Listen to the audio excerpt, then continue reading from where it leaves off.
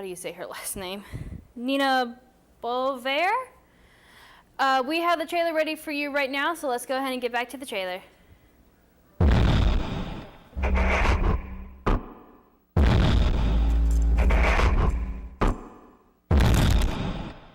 Relax. Enjoy the experience. Counting off 60 seconds.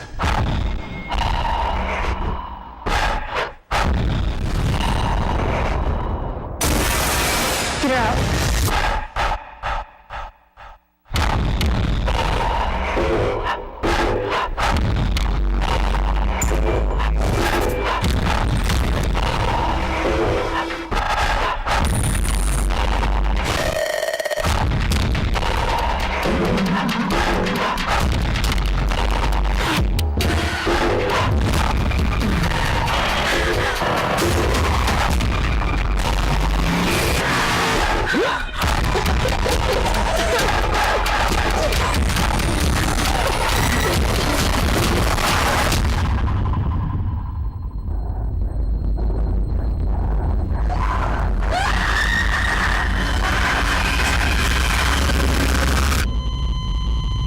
Relax.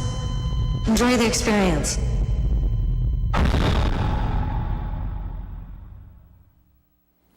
And that was the trailer for Flatliners. And today, talking to me about that is Laura Wagner. How are you doing today? I'm good. How are you? So we didn't see this together, sadly. No, we didn't. You saw it kind of opening weekend, that Saturday. Friday. Saturday? Yeah, maybe it was Saturday. Yeah. Probably Saturday. What did you think of the movie? Okay, I'm not going to say that it was like the worst film ever, because it was not the worst film ever, but it was not very good to me, in my opinion. It just kind of depends on who you are. Also, I get scared at like everything. Anything and everything can scare me. There are a lot of jump scares. So the jump scares were, I mean, like I was hiding my face and heard it, and it scared me. Like, same. So, you know, I'm easy to scare, but if you're not really easy to scare, it's just kind of like, oh, I saw that coming. It's very predictable, and they could have gone so many ways with the movie, and they could have taken it in so many like awesome levels, and they chose to kind of play worse than safe. Like they weren't even safe about it. They were lazy, it seems like. Right. And they just kind of took the easy way out, and I did not, especially after I saw the first one, the original. After I saw the original, I was very disappointed in the whole overall movie. Right. And if you've never seen Flatliners, the original or the remake in the 2017, Flatliners is about 5 medical students who decide we're going to flatline to see, which basically means they're going to die, to see what the afterlife is like. And they had a lot of recognizable actors, Ellen Page being one of them, who, if you've ever seen Juno, she's in that movie. She was Juno. Yeah. She was in that. She played Courtney. She was kind of like She's the one that wanted to die. Right. Due to her sister dying in a car accident. That she thought was her fault. And one thing I did like, I love one of the aspects that they used, which was the fact of that they all had guilt that they saw when they flatlined. So with that being said, like all their guilt comes back and haunts them. Like with Courtney, who is played by, like I said, Ellen Page, her thing was she got in a car crash and killed her sister. Marlo, she accidentally gave a guy who was stung in the head by a jellyfish the wrong medicine, which caused him to suffocate and die. And she changed his, like, one of the reports on the autopsy or something to where it wasn't connected. Right. And so she wouldn't get in trouble. And so she basically killed a guy without checking his chart first. She didn't ask, are you taking any kind of drugs or anything? She just rushed. So led that guy to death. We have Jamie, who has slept with a girl and got her pregnant. And was going to pay for an abortion. And as soon as they get to the abortion clinic, he drives off. Yeah, he doesn't support her. And then there's Sophia, there's a girl who had a higher GPA than she does, and her mother is always just like, you got to be good at this. You have to be the best. You have to be the best, or there's no point. I'm not paying for anything. And send her nudes, send her pictures all over the school, which basically broke her, making her making her have the highest GPA. Yeah. And of course, one of them, Ray, he didn't do it. Yeah. So, like you said, they could have done so much more than what they did with this movie, but I do gotta say they did get some good actors like Ellen Page and Nina.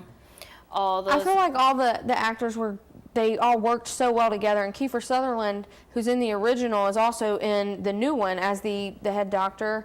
And they did the smarts thing where Ellen Page remembered stuff from 12 years before, and Jamie was intellectual about what needed to be done, and the black girl wanted that. Sophia. And she did. She wanted that smart, but and then it just left it there. Like, she flatlined, and that was it. And I was like, well, they never really continued with her stuff. And I don't remember.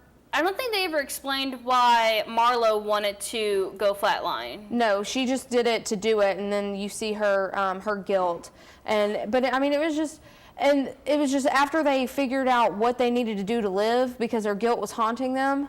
They had they take CAT scans of the brain, and they get all of this amazing information. Spoiler alert, they get all of this incredible information, figure out how to live, and dump all of that information, like all of this medical technology that we could have used. And it's just kind of, I think that's what made the movie the worst part. I think that was probably the worst.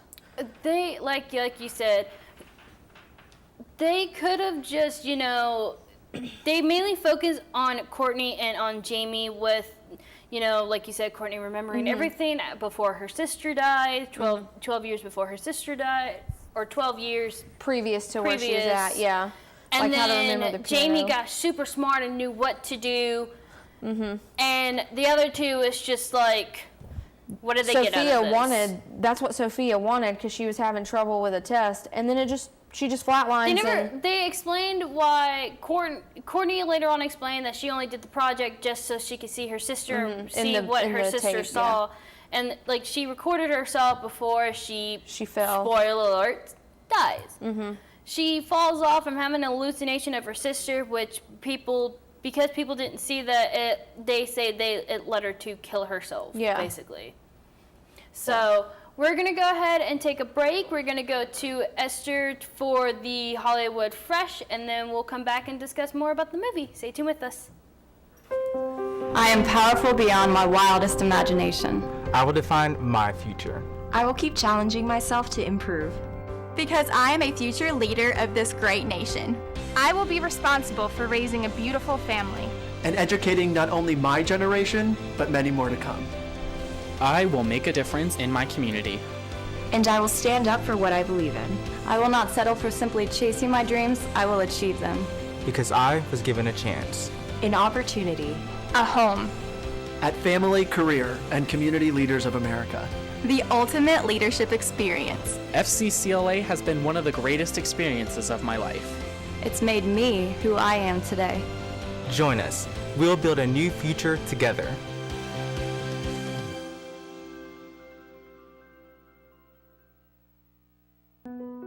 FSHD is one of the most common forms of muscular dystrophy. It's a degenerative disease that weakens muscles in the face, shoulders, upper back, and legs. FSHD robs you of your smile and makes simple tasks nearly impossible to perform. FSHD affects hundreds of thousands of people, but most have never met another patient. Many have not even been diagnosed. Someone you know may be living with FSHD. Let them know they are not alone and that we're making real advances toward a treatment. You can help by going to our website, fshsociety.org/curefshd, and share the photos and facts about the disease using the hashtag #CureFSHD. By simply raising awareness, you could change someone's life and help us get closer to a cure.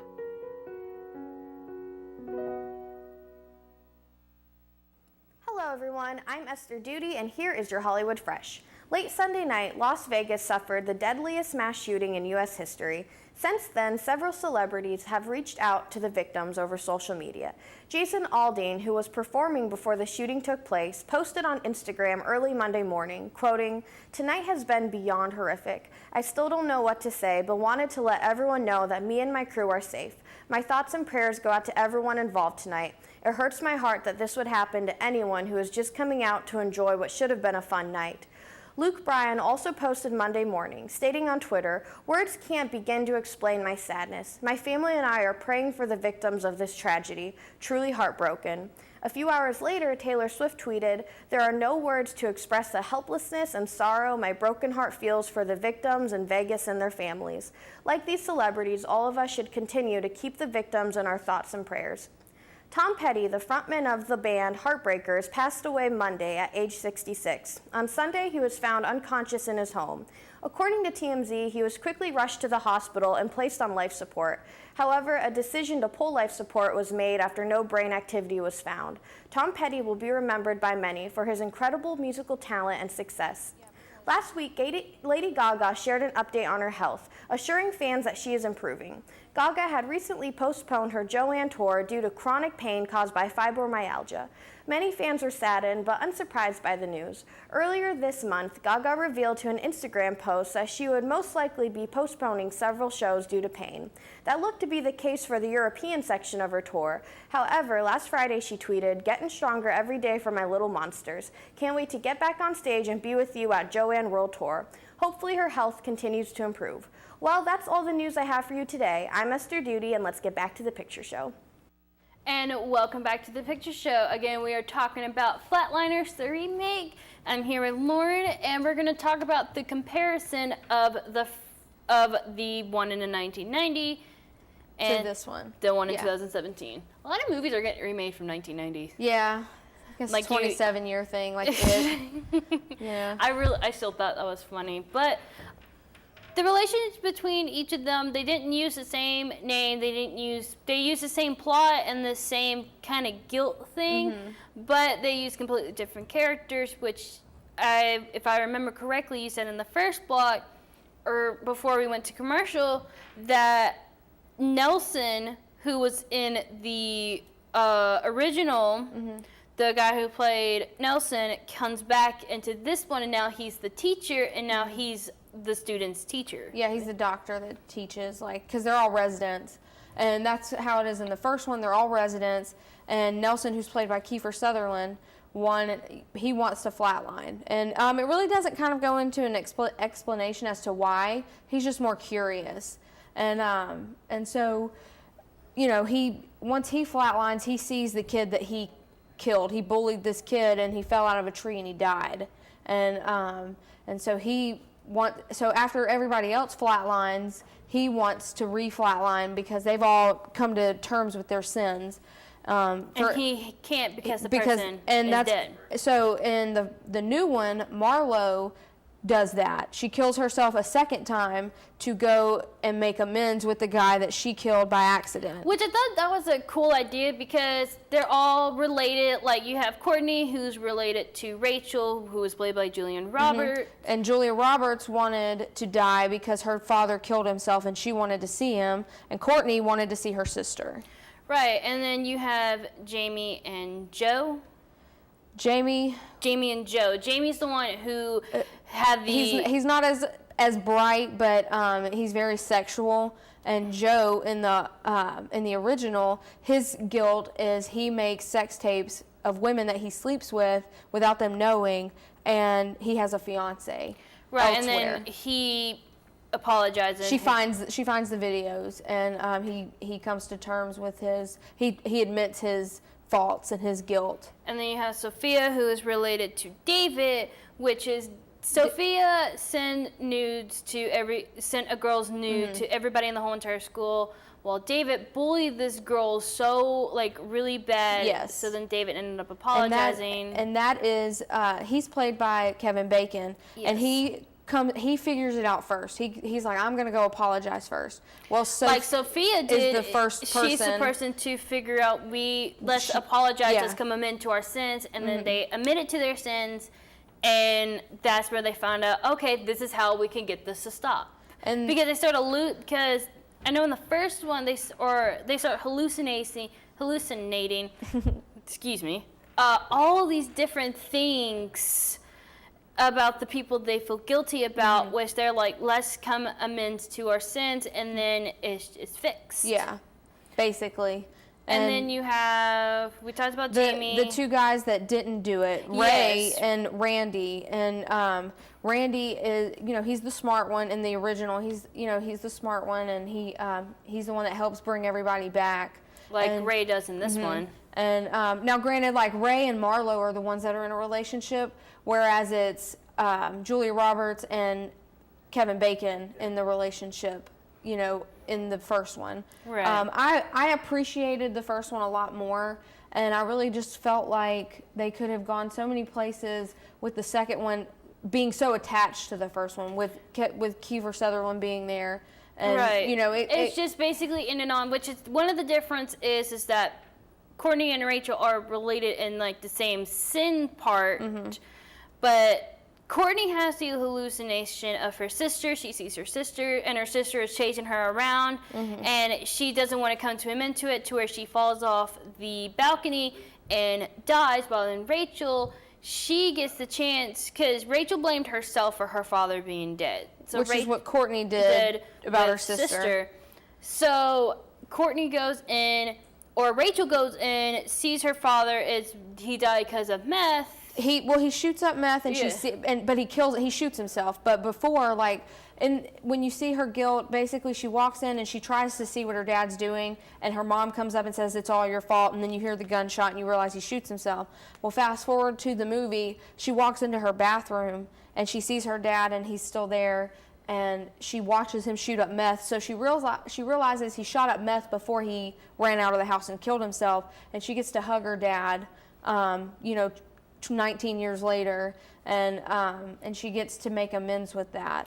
So. One thing I like that they did, because another thing, not only with Marlo and Nelson, where they had to basically kill themselves again, that they did it, they ran off on their own. Marlo did it on her own to go flatline. She's been out for over 4 minutes to see the guy that she quote unquote killed. Yeah. And she ends up making amends, and then she's trying to make amends, and in her mind she's like, they're never gonna forgive me. And Ellen Page shows up. Courtney shows up and says, you have to forgive yourself first. So she ends up forgiving herself, and her sins are forgiven. And Nelson went under for 12 minutes. Yeah, he was dead for 12 minutes. They were trying to get him back, and it kind of just clicked. The part in the first movie, after Courtney dies and they're all in Nelson's office, I realize now that he was asking because it's like, I think he knew what they were up to, but he can't just accuse them of that. And I feel like that just could have gone so many places. For the fact that they brought back Nelson as he is now the teacher, like you said, now that we know that he was the teacher, because we both saw the movie after we saw the remake, we watched the original one. Yeah. They could have said he knew about it. They could have said, look, I'm sorry, we did the experiment where we flatlined, and he could have been like, it could have opened up so much.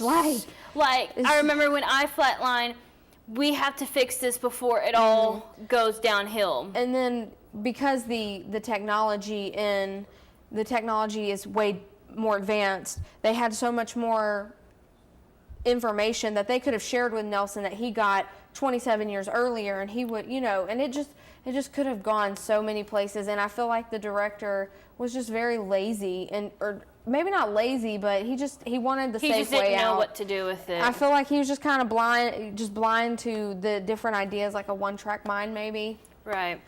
We're going to go ahead. I'm going to stop you. I hate to interrupt you, but we're going to go ahead and go to another break. We're going to go to Sarah with the DVDs and Netflix, and then we'll come back and we'll discuss more about Flatliner. Stay tuned with us.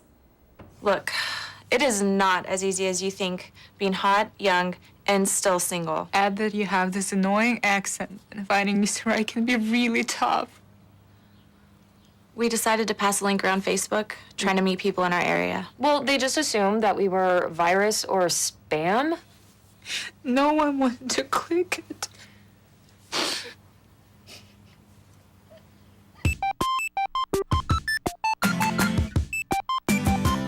Right now, famine, war, and drought are killing a child every 6 minutes in the Horn of Africa. They can't share their story, but you can. Even the smallest and simplest investments can save lives. But do more than donate. Forward the facts to everyone you know. Forward from our site. Forward onto your family, friends, and social network. We are the relief.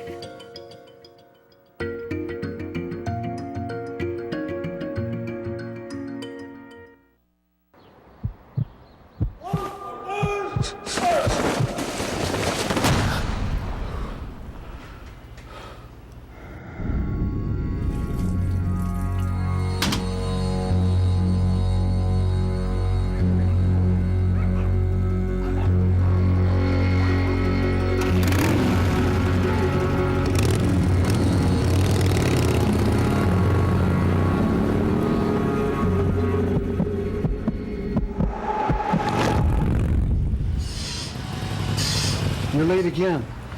Something's got to give. Is everything all right? Just same thing, different day. Did you get a chance to check out that website? I think it'll help. Mental health challenges don't go away on their own and could get worse. You are not alone. Other veterans have overcome similar obstacles. Find stories of hope and recovery today at MakeTheConnection.net. Hey guys, I'm Sarah Patterson, and here are today's DVD and Netflix picks of the week. First up on our list is Blood Diamond, a 2006 movie starring Leonardo DiCaprio and Jennifer Connelly. A fisherman, a smuggler, and a syndicate of a businessman match wits over possession of priceless diamonds.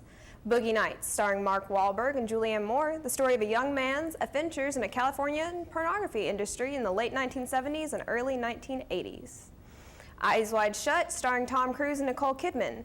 A New York City doctor who is married to an art curator pushes himself on a harrowing and dangerous night-long odyssey of sexual and moral discovery after his wife admits that she almost cheated on him.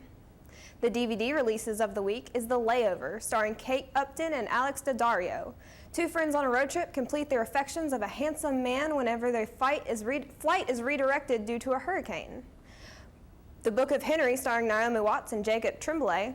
With instructions from their genius son's carefully crafted notebook, a single mother sets off to rescue a young girl from the hands of her abusive stepfather. The Survivalist, starring Mia Goth and Martin McCann. In a time of starvation, a survivalist lives off a small plot of land hidden deep in the forest. When two women seeking food and shelter discover his farm, he finds his existence is threatened. There was the DVD and Netflix picks of the week. I'm Sarah Patterson. Now back to the picture show. And welcome back to the picture show. We're going to go ahead and wrap up for Flatliners. I do want to ask. I already know our opinion. I already know what you're going to ask. Would you recommend this to anybody? I would not recommend going to see it. Don't go see it. It's probably going to come out on Netflix not shortly. But if you do end up watching it, I recommend watching the first one first, the original. Right. We made the mistake by watching it after. Which makes you only more disappointed. So if you just watch the first one first, you won't be as disappointed as you do watch the second one. It's not a terrible movie. If I rate it on like a 1 to 10, I'd probably give it a 5 just because it was all right and it could have gone places, but the end kind of just ruined it. I would have given it the same thing. I do agree with you. I wait till it comes out on Netflix or you can borrow it from a friend. Yeah. I wouldn't spend too much money on this. Yeah, I wouldn't just go see it. Right, and I would give it a 6, honestly, a 6 or a 7. It was a good movie. It had a good aspect to it. I liked the story of basically seeing what would happen after the afterlife, because everybody wants to know the question, what happens after the afterlife. And they didn't really even answer that. That's kind of another thing I was disappointed about. Because you can see they gave hints about them looking it up, like what like happens seeing the after light or whatever. Seeing the light, and you basically feeling like you're floating. Right. The aspect was good. The storyline was good. They just could have done so much more to it. But I do agree on you with. I would spend a little money on it. I wouldn't spend a lot. So. And watch the first one first. Watch the 1990. Watch the 1990 version. Flatliners first. Yes, absolutely. Before you go see this movie. Yep. Alrighty. Well, thank you for being here with me. Thanks for having me. I always love coming on the show. Well, you won't be here next week. Not we'll next week. have James on with us, and we're going to do a Halloween theme because next Friday is Friday the 13th. Exciting. So we'll be going over the very first Friday the 13th, the first Jeepers Creepers, and the very first Nightmare on Elm Street with the young Johnny Depp. Yes. So hope to see y'all next Thursday, and we'll see you guys later.